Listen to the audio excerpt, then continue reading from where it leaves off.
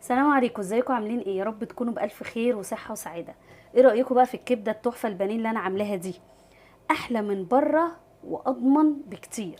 حاجه حلوه، حاجه جميله بجد، تحفه. بصوا عامله ازاي، ولا لونها الخطير. بصوا جمالها.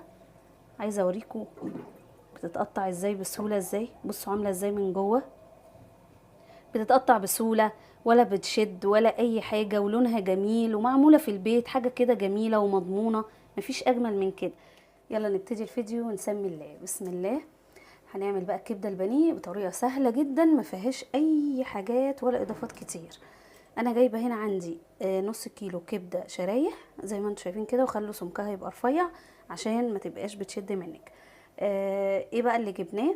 انا الصراحه بحب اديها شطفه كده بسيطه قوي، لا تسكر، شطفه كده. والمفروض ان الكبده ما بتتغسلش، بس انا يعني عندي وسواس كده، لازم اديها شطفه خفيفه.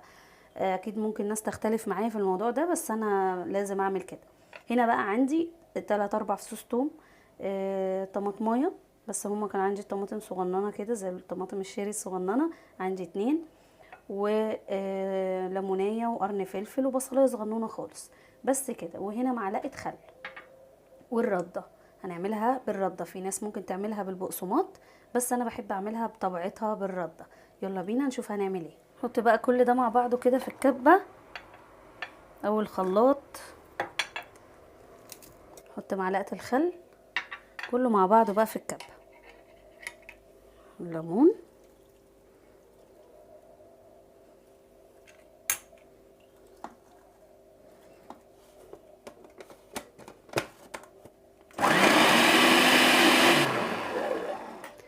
هنزل بقى بالخليط ده كده اللي احنا ضربناه. بس ايه، افرمه كويس، الخليط ده لازم يتفرم كويس. ايه التوابل اللي هنحطها بقى؟ معلقه صغيره كزبره ناشفه، صغيره برضو كمون، نص معلقه صغيره فلفل اسود او اقل، حاجه بسيطه كده. والملح بقى برضو نص معلقه كده، مكتروش يعني، ما نكترش ملح عشان ما تبقاش حادقه، لان احنا برضو ايه بنحط لها كده على الوش ملح وكمون زي ما انتم شايفين كده منظرها. خلاص هي كده، ما فيهاش اي ايه اضافات تاني، يعني بسيطه وسهله، مفيهاش اي حاجه. بس لما تعملوا بقى التتبيله الحلوه بتاعت الكبده البانيه، سيبوها منقوعه شويه عشان تدخل كده في الكبده وتبقى طعمها حلو. نبتدي نحط بقى الكبده في الرده كده،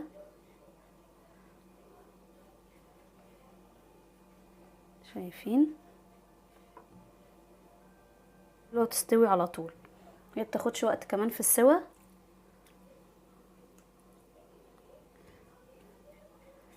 على طول، يعني من الحاجات الحلوه قوي الكبده بالرده دي، بتبقى جميله جدا.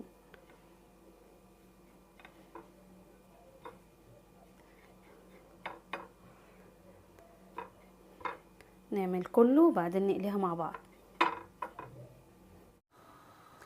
هنا غلفت كل الكبده بقى بالرده زي ما انتم شايفين كده، نبتدي نقليها.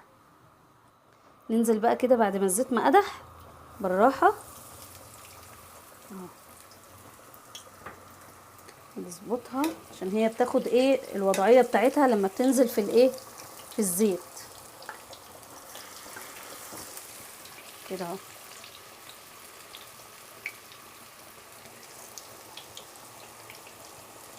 طبعا هي بتكش شويه.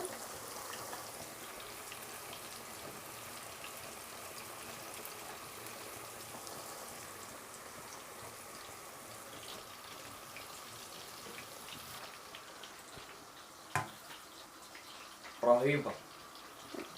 انت جاي من الصلاه تقول رهيبه؟ الريحة أصلها وصلت لي بره في الصوت. لا والله، اه. هي ريحه الكبده كده. مش دي احلى بقى، ولا انت اللي بتجيبها من الشارع؟ لا، لا الجمال بامانه. الشارع ما تتقارنش عشان انت بتحب اكل الشارع، الرمرمه. انا بجيب الشرقاوي دي حاجة تانية. انت بتحب الرمرمه. طب والله العظيم في البيت احلى وانضف. لا بس اللي في الشارع معلش بتبقى احلى وانضف أجمع بكتير من بكتير. كده. يا بابا بيعملوه، شوف كميه الزيت اللي بيعملوا فيها كذا مره. بص احنا حاجتنا نظيفه، الزيت نظيف، وبتتعمل حاجه نظيفه في البيت. بص الجمال. انت بقى لما تاكلها المره دي هتقولي يا ماما مش شاريها تاني من بره. وفر فلوسك يا حبيبي. ما نشوف. ادهم لي انا، ماشي.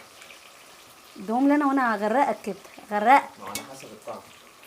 رهيب، هيعجبك قوي. وهعمل لك سرفزه 5 ستار. ماشي. شايفين بقى يا جماعه؟ هنطلعها كده، ده اللون بقى الجميل بتاعها.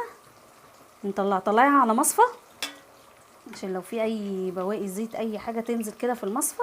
المهم ما تبقاش ناشفه. لا مش هتبقى ناشفه، هتبقى خطيره خطيره خطيره خطيره خطيره. يلا نكمل بقى قلي كله واوريكم شكلها بعد ما خلصت. بصوا عامله ازاي ولا لونها الخطير. بصوا جمالها. عايزه اوريكم بتتقطع ازاي بسهوله ازاي. بصوا عامله ازاي من جوه، بتتقطع بسهوله، بتتقطع بسهوله ولا بتشد ولا اي حاجه، ولونها جميل ومعموله في البيت، حاجه كده جميله ومضمونه. مفيش اجمل من كده. تتاكل ازاي بقى؟ نجيب رغيف العيش كده حلو ده وندخله كده، ندخله جوه، ونجيب بقى قطعه الكبده الرهيبه دي.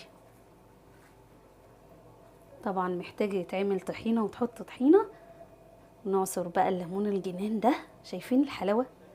شايفين الجمال مع الفلفل بقى الاخضر؟ الله على جماله. شايفين السندوتش تحفه ازاي، ملوش حل. طبعا انا هعمل طحينه، تحطوا بقى الطحينه تغرقوها كده طحينه، وتاكلوا احلى سندوتش كبده بانيه رهيب، واحلى واضمن من بره مليون مره. رهيب بجد، ومش هيكلفك زي بره الكيلو بيتباع ب 300 جنيه او اكتر. لا، هاتي الكيلو الكبده واعمليها في البيت، اضمن واحلى بكتير جدا، وبالف هنا على قلوبكم وعلى اولادكم. اسيبكم على خير في فيديو جديد ان شاء الله. السلام عليكم ورحمه الله وبركاته.